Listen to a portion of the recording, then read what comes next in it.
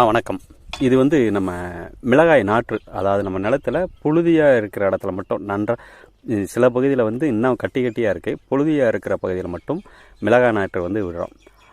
இதில் என்னென்னா, நம்ம புவிசார் குறியீடு பெற்ற ரகமான சாத்தூர் சம்பான்னு சொல்கிற கேட்டு வெரைட்டியை தான் நம்ம நாற்று விடுறோம். நாற்று விடும் முறையை வந்து வீடியோவில் நல்லா ஒத்து பாருங்கள்.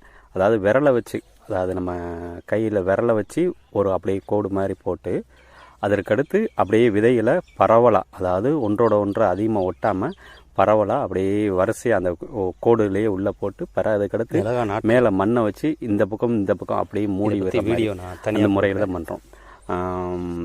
இது நல்லா புழுதியாக இருந்தால் நம்மையும், சிலருக்கு நாற்று அமையாது, நாற்று சரியாக வராது அப்படின்னு சொல்லுவாங்க. அதற்கு மெயினான காரணம் விதைகள் மேலே வந்து அதிகமான மண் வந்து மேலே போடுறதுனாலையும், அதே மாதிரி தண்ணி அடிச்சுட்டு போனதுனாலையும், ஒரு பகுதியில் எங்கிட்ட அடிச்சுட்டு போனாலும் வரும்.